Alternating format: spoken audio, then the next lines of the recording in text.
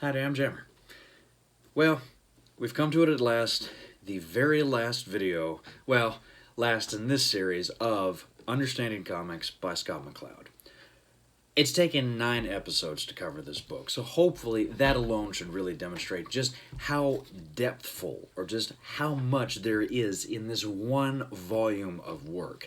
And even after 9 videos, each of them about half an hour apiece, I still don't feel like I've really conveyed to you, the reader, how much I love this book, how important it is for the medium of comics, how important it is for me as an individual reader, how important it is for you, a fan, or just casual observer of the medium of comics, and then just for makers of comics, period, what a boon this book actually is to us. We've covered everything from the way creators use time in comics, for the way that they employ line, to how they approach the medium, how they approach their own individual idioms and perspectives and styles and crafts, what have you, the history of the medium of comics, and whether or not we can honestly say it's only a couple of decades old. There's so much in this tiny little book, and when it comes to the very last sort of final summation, I didn't really know how to really tackle this one, except honestly to just read the last chapter. If you've got a copy of it, I definitely would encourage you to open it up. But if you don't have a copy with it, but you're watching this anyway, just put me on in the background, do some chores, and then when I say the word jitterbug, just come back and watch the rest of this video, and I'll show you a couple passages. So Chapter 9, Putting It All Together. So why is the medium we call comics so important? Why should we try to understand comics? I think the answer lies deep within the human condition. We all live in a state of profound isolation. No other human being can ever know what it's like to be you from the inside, and no amount of reaching out to others can ever make them feel exactly what you feel. All media of communication are a byproduct of our sad inability to communicate directly from mind to mind. Sad, of course, because nearly all problems in human history stem from that inability. Each medium, the term comes from the Latin meaning middle, serves as a bridge between minds. Media convert thoughts into forms that can traverse the physical world and be reconverted by one or more senses back into thoughts. In comics, the conversation follows a path from mind to hand to paper to eye to mind. Ideally, the artist's message will run the gauntlet without being affected by it, but in practice, this is rarely the case. The comics I see in my mind will never be seen in their entirety by anyone else, no matter how hard I try. Ask any writer or filmmaker or painter just how much of the given project truly represents what he, she envisioned it would be. You'll hear 20%, 10, 5. Few will claim more than 30. The mastery of one's medium is the degree to which that percentage can be increased, the degree to which the artist's ideas survive the journey. Or, for some artists, the degree to which the inevitable detours are made useful by the artist. As I said in Chapter 7, I believe we all have something to say to the world. I am a firm believer in the inherent worth of all inner truths. There's only one power that can break through the wall which separates all artists from their audience, the power of understanding. Understanding comics is serious business. Today, comics is one of very few forms of mass communication in which individual voices still have a chance to be heard. Those of us who tackle the business of comics have many obstacles to overcome, but they pale in comparison to what a filmmaker or playwright has to contend with.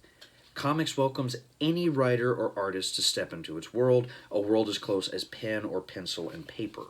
The wall of ignorance that prevents so many human beings from seeing each other clearly can only be breached by communication, and communication is only effective when we understand the forms that communication can take. I've been trying to understand comics for about 15 years. Here's what I've come up with so far. The first step in any such effort is to clear our minds of all preconceived notions about comics. Only by starting from scratch can we discover the full range of possibilities comics offer. This means learning from separate the form of comics from its often inconsistent contents. The best definition for comics will, I think, be the most expansive. With a little refining, such definition can take comics far into the future and far into the past beyond the artificial starting point of 1896 and The Yellow Kid. Over 3,000 years beyond, there's an incredible wealth of ancient comics, and some may yet hold the key to comics' future. Discovering and cataloging this work has already begun, but there's much more that needs to be done. There's a big gaping hole in the official history of art, and it's high time somebody filled it. Through the works and writings of these neglected masters, we see the first glimpses of comics' limited potential as an art form, and the attitudes that were to obscure that potential for many years to come. attitudes which have allowed some modern comics' most promising artists to be segregated from much maligned cousins, elevated beyond their heritage by a change of name. Comics as a site-based medium, the whole world of visual iconography is at the disposal of comics creators, including the full range of pictorial styles from realistic representational art to simplest cartoons, to the totally abstract and the invisible world of symbols and language. Throughout its history, comics has harnessed the power of cartoons to command viewer involvement and identification, and realism to capture the beauty and complexity of the visible world. The dance of the visible and the invisible is at the very heart of comics throughout the power of closure. Creator and reader are partners in the invisible, creating something out of nothing time and time again. Comics is a great balancing act, as art as subtractive as it is additive, and a baffling two-step of time and space. But nowhere is the balance between visible and invisible more conspicuous than in pictures and words. A split foretold in the birth of art itself, begun in earnest over 5,000 years ago, and grown under wider and wider for centuries until eventually all connection was lost, and then rediscovered in the great madness that was the 20th century. Today, comics do their dance with the invisible better than ever before, but the language of comics continues to evolve, as all language must evolve, because embedded in all pictures of the visible world are the seeds of the invisible, the seeds of expressionism and synesthetics. But evolution is a tricky thing. Species evolve differently in different climates. So it was in Japan, where comics developed in relative isolation, spawning a host of unique approaches to making comics. As comic grows into the next century, creators will inspire to make many higher goals than appealing to the lowest common denominator. Ignorance and short-sighted business practice will no doubt obscure the possibilities of comics from time to time, as they always have. But the truth about comics can't stay hidden from view forever. Sooner or later, the truth will shine through. Today, the possibilities for comics are, as they always have been, endless. Comics offer tremendous resources to all writers and artists, faithfulness, control, a chance to be heard far and wide without fear of compromise. It offers range and versatility with all the potential imagery of film and painting, plus the intimacy of the written word, and that's all that is needed. And all that's needed is the desire to be heard, the will to learn, and the ability to see. This is the world of comics as I understand it so far. Jitterbug. Or was it fiddlesticks? Ballyhoo? One of those words. I'm back. Okay. So that was a lot. There's more to the final chapter than that. There's a couple more sort of smaller little anecdote pieces that conclude the actual narrative arc of this book.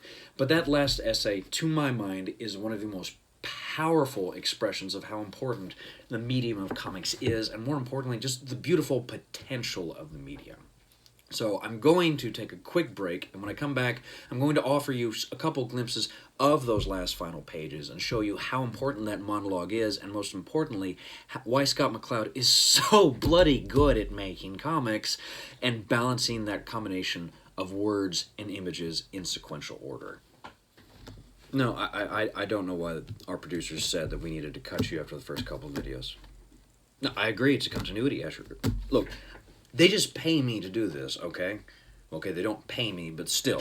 The producer said, cut Apollo out, just stick with the comics. I'm sorry, man, it's just... Okay, you know what? If you're going to take that attitude, I'm putting you back up on the shelf. Give you some time to think about it.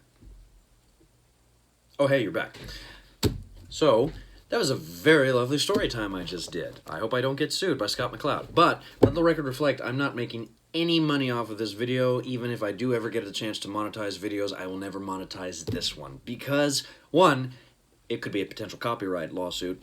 But then also, two, this video right here is very much about wrapping up this wonderful graphic novel, and then also hopefully demonstrating, if it hasn't been clear enough already, my undying passion and love for the medium of comics. And like I said before, I would take you just through a couple of examples from that passage to demonstrate why Scott McCloud is such an incredible comics creator. Again, you listen to me read that last section, but as always, as we've demonstrated through every single one of these videos so far, comics works when words and arts are combined together to create some manner of meaning.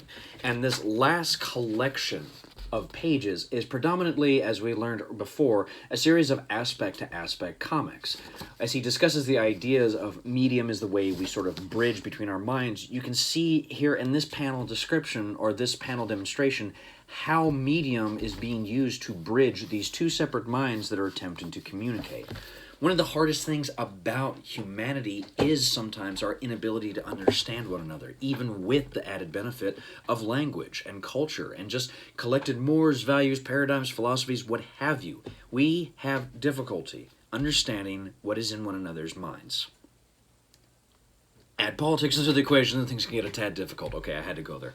But, nevertheless, at the time this video is being recorded, it's an incredible time in my country because there are so many people out there who are having trouble communicating, having trouble just finding some manner of common ground and just common empathy. And so, something like comics is really interesting to me because it's a reminder that, again, it's through art that we really find one another. Looking at the attitude of comics, it's, as he noted, really easy to mistake the content of a comic for the medium itself. It would be easy to look at, say, the content of Understanding Comics as opposed to, say, Far Sector, a comic that I have every intention of reviewing fairly soon, or the content of Breakdowns, or the content of Small Favors, or the content of Drama, or the content of a book that we'll be talking about soon, Comics for Choice, Illustrated Abortion Stories, History, and Politics. Oh boy, that one's going to be fun. Nevertheless, these comics exist, and they give us a lot of opportunities to try to find one another and try to understand what we've come through. And as Scott McCloud points out, one of the most important aspects of comics creation and in terms of comics appreciation is understanding that there are so many different types of comic books. If you bothered to read the very first video on this channel, and I say bothered to read in a non-pejorative tone, if you haven't watched it, I don't judge you. Okay, I judge you a little bit because, like, hey, it's only like 20 minutes or so, and you don't even have to watch the whole thing. Just watch the cool part where I show you all the different types of comics, and then go get Starbucks or something. Actually, hit up a local coffee shop that's going to taste a lot better than Starbucks, just saying. Anyway, what's really fun about the medium of comics, and a small example of what I just went through, there's so many different types of comics out there. Nevertheless, most people equate comics with either newspaper strips or superheroes. And that's, as he points out, one of the aspects of the fact that, in terms of the long history of the medium, there have been plenty of opportunities to observe comics, but unfortunately, aspects of commercialism have often rendered comics, or at least particular aspects of the comics industry, as something juvenile, something below the average intelligence of most readers, or more importantly, the lowest facet of culture and society. And this is bullshit. Again, one need only look at, say, Robert Crumb's Book of Genesis. This is an award-winning book. Or Art Spiegelman's Mouse. I didn't bring Mouse out when I did this video because I didn't think I would be moving around this much. But I also didn't think this video would be this long, so I need to keep hurrying up. The point is that comics' fundamental quality is its endless possibility. While there are other art forms that have traditionally fallen under the aspect of different aspects of culture or different, how you say, levels of culture, comics is still a relatively new discovered medium. And while there are efforts right now to, quote, legitimize comics, which, hot take, they're already a legitimate medium, they don't need legitimization. But anyway, despite the fact that other mediums have had far more time to become acclimated into the culture, comics is still perceived as a relatively new art form. And because of that, there's so much possibility in the medium itself. And even long after people have recognized the power of comics, we still have to appreciate the fact that as a medium, I could just gush over this page for days. This is like one of the most beautiful panels I've ever read in any comic book ever, and I love Scott McCloud so much. Anyway, even when more and more people approach comics as a legitimate medium, as the final passage demonstrates, and as these beautiful images demonstrate over and over and over again, comics is unique in its balance of image and form, the way it has developed in different countries over time, the way it has sort of always been there in the sort of early days of our infancy as a species up to today, as we find ourselves in this weird esoteric age of we're no longer postmodernism, but I don't necessarily know what we are. Whatever the case, comics is going to continue to develop and grow, regardless of whether or not the culture accepts it as a legitimate medium. And if we can use just this page right here where he discusses it rather beautifully with the metaphor of a solar eclipse, even when people are willing to disregard comics, the medium will endure. like it has for centuries, whether we want to recognize it or not. So, yes, Peanuts is a great comic strip, and Superman is a cool superhero. Popeye the Sailor Man and Mickey Mouse started off as little comic strips, and so did Scrooge McDuck. And yes, a lot of people read Betty Boop comics. But there's also a whole generation out there that have begun to approach comics not simply as a means of telling funny gags or else telling long, elaborate, sort of escapist fantasies. Noted, those forms of comics are just as valid as anything else, and anybody who dumps on superhero comics or newspaper comic strips is being elitist. Period. Yes, those types of comics exist, but there's also millions of comics being made by millions of individuals every day because they love comics and because they have ideas and thoughts and emotions and opinions in their head, and they want to express them through this medium that, for all its foibles and eccentricities, has so much to offer. The reader, the writer, the artist, the consumer, the critic, the maker, what have you. Comics is a gorgeous medium. It's what taught me how to read, and to this day, I'm still reading comics every single day of my life. And in fact, as I've noted in a couple other videos, I've started lately trying to make comics. Part of that may simply just be getting out of a divorce and trying to find myself again. But at the same time, I'm finding myself again, and I'm reminding myself how much I love comics, how much you can do with comics, how much fun you can have in comics. And so hopefully this 9-part series, holy crap, it was in 9 parts. I'm exhausted. But hopefully this 9-part series has inspired you, if nothing else, to pick up a copy of Understanding Comics by Ch.9 and really open your mind to the idea that comics is not an empty medium or simply a commercial medium. It's a medium of art, the same as prose writing, the same as poetry writing, the same as sculpture, the same as drama, the same as film, what have you. There are tons of means of self-expression. Comics is one of them, and comics offers just as much opportunity to bridge the gap between other people as any other medium out there. I think that's it. Thank you so much for everything, your time, seriously. It's an easy thing to forget, but at the end of the day, your choice and your time is all you really have in this life, and the fact that you gave me both, wow, I'm humbled, really. Like, you think I'm worth your time and your choice. That's cool. Respect. We need to get coffee sometime. Thank you for watching all 9 of these, assuming you did watch all 9 of these. If you did, I really hope you've taken the time to go to your local comic book shop and grab a copy of Understanding Comics. If you haven't, I hope you've gone to your local public library and picked up a copy of Understanding Comics. If you haven't, what are you waiting for, dude?